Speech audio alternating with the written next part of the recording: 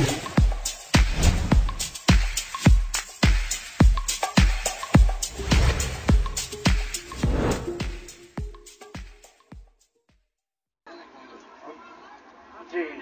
ये स्थानीय है भाई मनोरंजन। इनकी जिज्ञासा है कि विभिन्न गुरुओं की परंपरा हमारे यहाँ चल रही है, क्या शिव उन गुरुओं से भिन्न गुरु हैं? एक भाई ने पूछा है कि विभिन्न गुरुओं की परंपरा हमारे यहाँ चल रही है। बिल्कुल चलिए, आज से चलिए। तो क्या शिव गुरु उससे भिन्न है? बिल्कुल नहीं। अगर परमात्मा गुरु नहीं होगा तो संसार में कोई गुरु नहीं होगा। अगर ईश्वर पिता नहीं होगा तो संसार में कोई पिता नहीं हो सकता है। अगर ईश्वर में मां का गुण नहीं है तो संसार में कोई मां नहीं हो सकती है। जो गुण ईश्वर में होगा वही जगत में दिख सकता है, उसके अलावा कुछ नहीं दिख सकता। तो ये गुरु उसी पंक्ति के हैं, ऐसा नहीं है कि अलग हैं। शिव गुरु अलग हैं, ये तो उन्हीं से लेके गुरु बनते हैं, वही मूल गुरु है। इसीलिए कहा जाता है शिव तो गुरुओं के गुरु हैं, गुराधिपति हैं वो। ईश्वर का ही ये गुण है, शिव गुरु का गुण है ईश्वर में, और वही लोगों में प्रवेश करता है तो लोग गुरु होते हैं, अलग अंश के, अलग अलग डिग्रियों के। शिव गुरु भिन्न नहीं है, लेकिन अब वो जगत का गुरु है, इसीलिए कोई बंधन नहीं लगा सकता, कोई रोक टोक नहीं कर सकता, कोई बंदिश नहीं लगा सकता। सारा जगत उसको गुरु मानने के लिए स्वतंत्र है।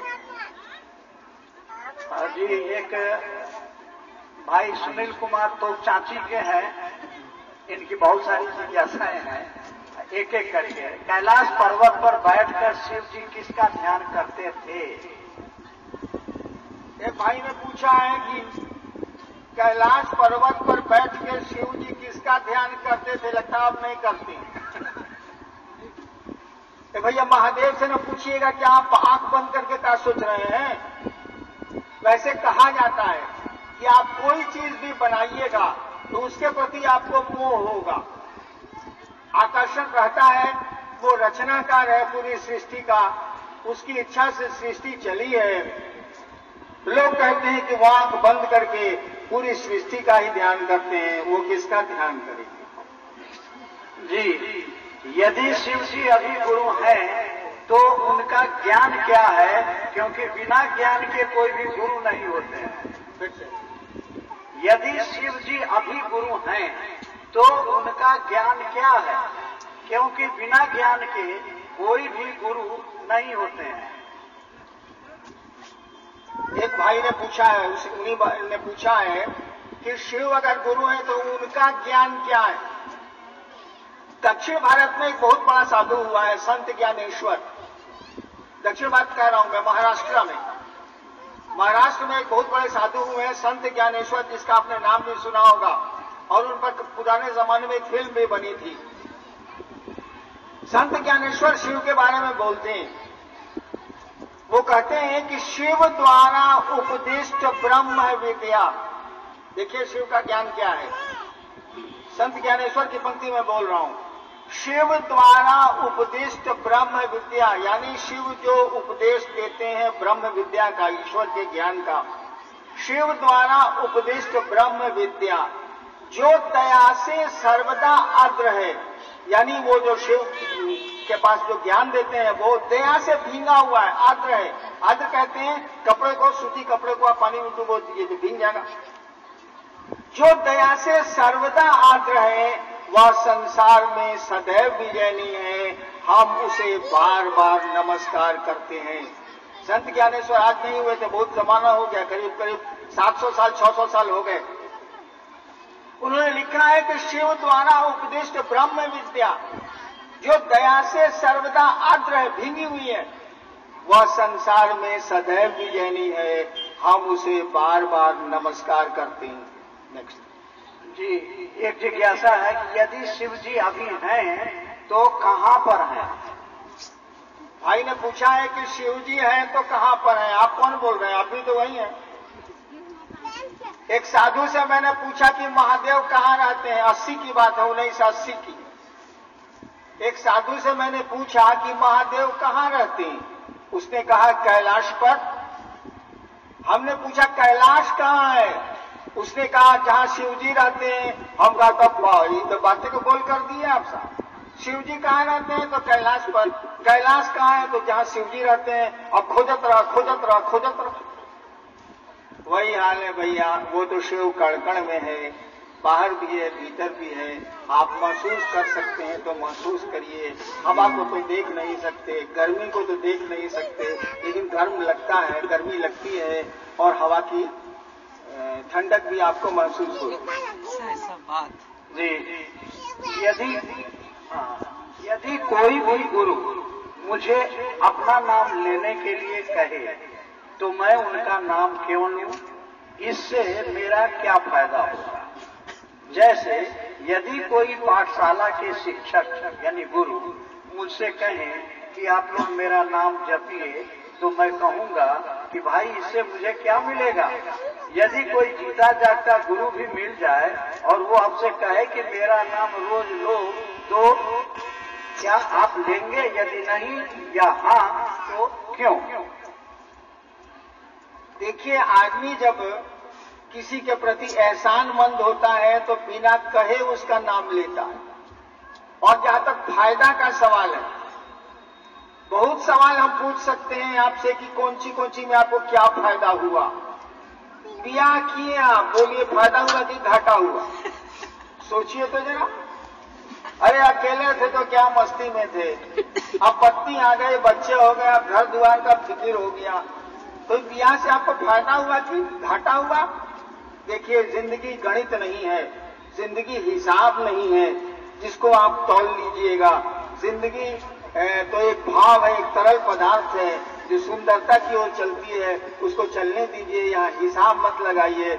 और जहां तक गुरु के नाम का लेने का सवाल है, अगर गुरु ने आपको ज्ञान दिया है, गुरु के प्रति आप एहसानमंद हैं, तो बिना गुरु के कहे भी गुरु का नाम लेंगे आप। गुरु क्यों कहेगा कि मेरा नाम लें आप? वो तो कहेगा नहीं, आप खुद बखुद लेंगे। आप अपने पिता का भी नाम आप खुद लेते हैं कि हमारे फल्ला बाबूजी हैं, हम उनके बेटा हैं, देखिए उसका एहसान आप पर है, तो खुद नाम लेते हैं। वो क्यों कहेगा कि आप नाम लें? वो तो ऐसे ही बहुत बड़ी सत्ता है।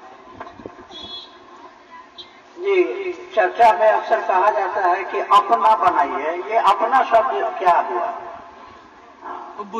अपना का क्या था? एक जिज्ञासा आई है कि चर्चा में अक्सर कहा जाता है कि हे शिव आप मेरे गुरु हैं, मेरे माने अपना बनाइए, मेरे गुरु हैं। शिव आप जगत गुरु हैं नहीं कहा जाता है, शिव आप मेरे गुरु हैं, यानी अपना बनाइए। अपने का क्या परिणाम है सो बताएं। आप लोग इतने लोग हैं, अपना चप्पल कहाँ खोले हैं? ठीक, हमको मत बताइए, खतरा हो सकता है। यही कहीं न कहीं चप्पल खोले होंगे, या कुछ लोग चप्पल पर ही बैठे होंगे। मैं विद्यार्थी था तो भाषण सुनने जाता था गांधी मैदान पटना में, तो अपने चप्पल पर बैठ के इत्मीनान से चिन्ह वगैरह खाता रहता था और सुनता रहता था। साहब चुरावा, आप कैसे चुराइबो? तो देखिए, कहीं तो चप्पल खोले होंगे, आप एक जगह इकट्ठा हुआ होगा। आप यहां से जाइएगा, उस चप्पल के ढेर में अपना चप्पल खोज लीजिएगा। ये है अपनापन, मेरी चप्पल। 100 हवाई चप्पल एक जगह रख दीजिए और किसी को बोलिए अपना चप्पल खोज लो, तुरंत अपना हवाई चप्पल 100 हवाई चप्पल में खोज लेगा। उसका अपनापन जुड़ा हुआ है, मेरा चप्पल। 100 भैंस में किसी हमको बोलिए कि आप अपनी भैंस खोज लीजिए, मैं खोज लूंगा, जबकि 100 भैंसें तो एक तरह की होती है, फिर मैं कैसे खोज लूंगा? अरे भैया मेरी भैंस है, मैं कैसे खोज नहीं लूंगा?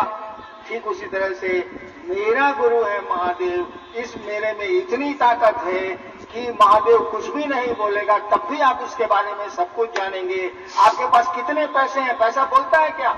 चप्पल बोलती है क्या? जूता बोलता है क्या? आपका घर बोलता है क्या? नहीं, आपका अपना है, इसीलिए आपको सब पता है। शिव जिस दिन आपके अपने होने लगेंगे, जिस दिन आपका मन शिव को अपना समझने लगेगा, शिव को कुछ बोलने की जरूरत नहीं है। आप शिव के बारे में धीरे धीरे सब समझते चले जाएंगे। अपना है तो कैसे नहीं जानेंगे? यही अपना का परिणाम है, अपनेपन का परिणाम है। इसीलिए पहले सूत्र में कहा हुआ है, हे शिव आप मेरे गुरु हैं, नहीं कहा हुआ कि जगत के गुरु हैं। हे शिव आप मेरे गुरु हैं, मुझ शिष्य पर दया करिए। पहला सूत्र यही है आपका। उसमें मैं लिखा जा सकता था हे शिव आप जगत गुरु हैं, नहीं, किताबें तो कहती हैं कि वो जगत गुरु हैं। नहीं लिखा हुआ है। लिखा हुआ है शिव आप मेरे गुरु हैं, मेरे, जैसे मेरी चप्पल, मेरा बेटा, मेरी पत्नी, मेरा घर, मेरा पैसा, मेरे कपड़े, उसी तरह। जी, ये 12 चट्टी गया के गुरु भाई हैं। क्या सदगुरु ही शिव गुरु हैं? सदगुरु ही शिव गुरु हैं? उल्टा सवाल कर दिया। शिव गुरु सदगुरु हो सकते हैं, लेकिन सदगुरु शिव गुरु नहीं हो सकते। वो जगत का गुरु है। सदगुरु अपने नियमों में चलते हैं, वह शिव अपने नियमों में नहीं चलता। वहां कोई बंधन नहीं है, कोई पाबंदी नहीं है, कोई रोक टोक नहीं है। इसीलिए शिव को गुरु मानने में हम लोग कुछ नहीं रोकते हैं। आप शिव को अपना गुरु बनाइए। जिज्ञासा हो गई समाप्त। लेकिन अभी कार्यक्रम चलेगा 10 मिनट। आप सभी लोग चुपचाप बैठे रहेंगे। डुमरी के इस झारखंड कॉमर्स कॉलेज के पवित्र प्रांगण में आपने शिव गुरु महोत्सव किया। आप लोग बैठेंगे, उठेंगे नहीं? चलिए बैठिए आप लोग, सब लोग। आपने शिव गुरु महोत्सव का आयोजन किया और मेरा सौभाग्य कि मैं इस महोत्सव में आ पाया।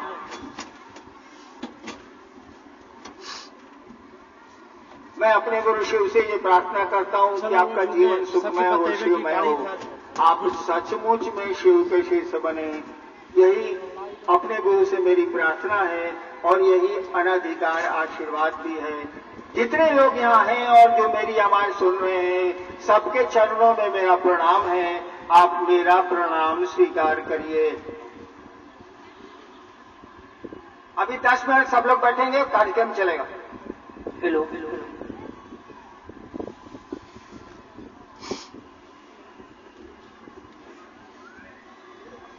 हेलो हेलो, आप सारे भाई बहन बैठे, अभी कार्यक्रम चलेगा। आप चैन से बैठे और एक भजन हम लोग सुनते हैं भाई सत्य प्रकाश जी और भाई चंदन जी से। भजन हम लोग